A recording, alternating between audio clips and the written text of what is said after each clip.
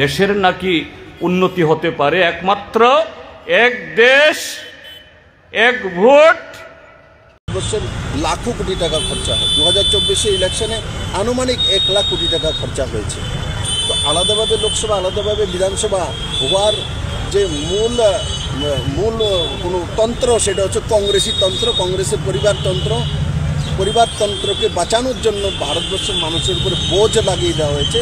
নরেন্দ্র ভাই মোদীকে আমি ধন্যবাদ জানাই।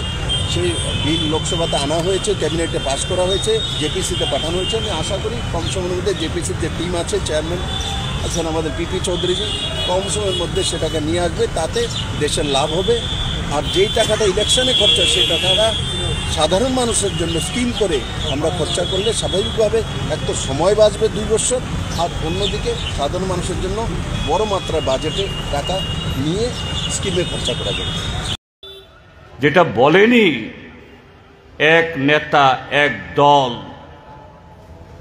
এক ধর্ম এক ভাষা, এগুলো হলো অব্যক্ত, এগুলো বলা হয়নি। মোরকে হলো এক দেশ এক নির্বাচন, আর মোরকের ভিতরে হলো এক নেতা এক দল এক ভাষা এক ধর্ম।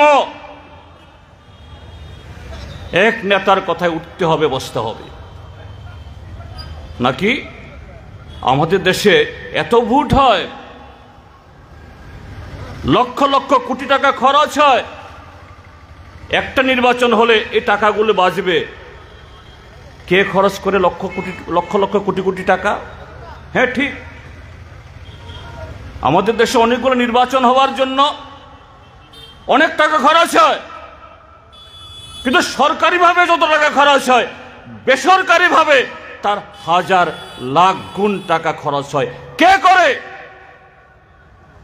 ভারতীয় জনতা পার্টি।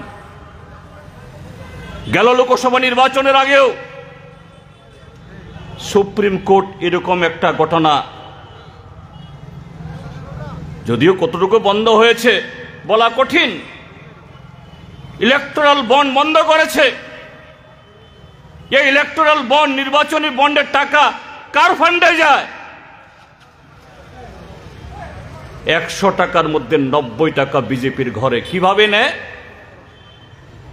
ত্রিপুরাজ্যের মধ্যে এখানকার মন্ডল নেতারা, এই ত্রিপুরাজ্যের মধ্যে বিজেপির নেতারা যেরকম ভাবে টাকা তুলে ব্যবসায়ীদের কাছ থেকে, কন্ট্রাক্টরদের কাছ থেকে, ওই কাজ না করে পিডব্লিউডি ইঞ্জিনিয়ারের কাছে ধমকিয়ে যেভাবে বিল নেয়, ঠিক এইভাবেই টাকা দাও, না দিলে পরে বাড়ি জ্বলবে, বাড়ি ভাঙবে, মান সম্মান নিয়ে রাস্তাঘাটে হাঁটতে পারবেন না। ঠিক এই কায়দায় ভারতীয় জনতা পার্টি লক্ষ লক্ষ কোটি টাকা তুলছে।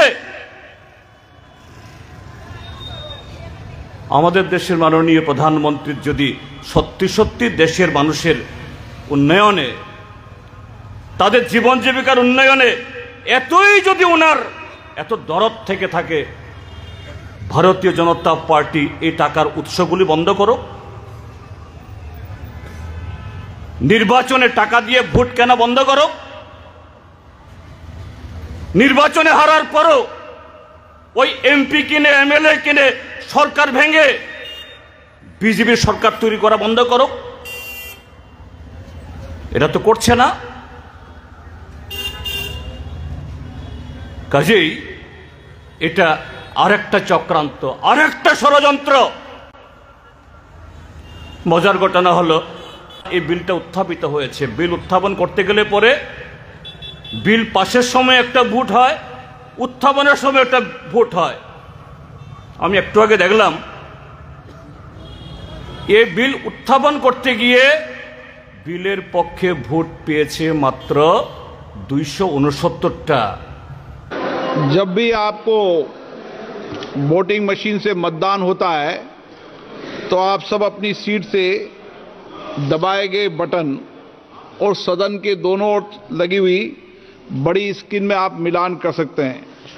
अगर मिलान में सही नहीं होता है और आपको कुछ करेक्शन करना है एब्सेंट में या मतदान में, तो ही आप पर्ची मांगे और तो ही पर्ची से मतदान में करेक्शन करें।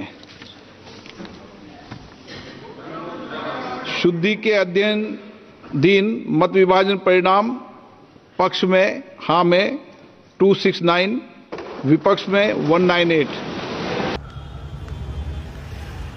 এবার যে জোড়াতালি দিয়ে সরকার তৈরি হয়েছে, বিজেপি এবং তার দুই সহযোগী বিহারের নীতিশ কুমারের জনতা দল ইউনাইটেড আর অন্ধ্রপ্রদেশের তেলুগু দেশম পার্টির এই দুই দল মিলে প্রায় 293 জন এমপি, 293 এমপি কিন্তু ভোট দেয়নি।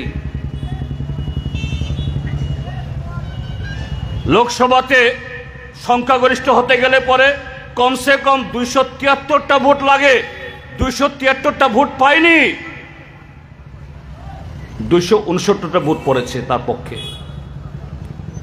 এই বিল পার্লামেন্টে অর্থাৎ লোকসভাতে পাস হতে গেলে পরে কমসে কম 362টা ভোট দরকার।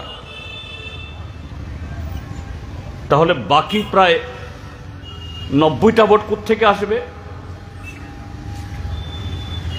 নরেন্দ্র মোদী, অমিত শাহ, ভারতীয় জনতা পার্টি আলবাত জানে বর্তমান যে তাদের শক্তি পার্লামেন্টে, কি রাজ্যসভা কি লোকসভা, 2/3 ভোট তাদের নেই, এ বিল পাশ করতে পারবে না। কিন্তু তারপরেও এই বিল তারা পেশ করেছে ভারতবর্ষের 140 কোটি মানুষকে ধোঁকা দেওয়ার জন্য এবং আগামী দিনগুলোতে তাদের সমস্ত ব্যর্থতা। কেন এটা করা যায়নি? বিল পাস হয়নি। কেন এটা হয়নি? বিল পাস হয়নি। বিরোধীরা করতে দেয় না। এ হলো খেলা। সেই দলটা আজকে ত্রিপুরা রাজ্য সরকার চালাচ্ছে।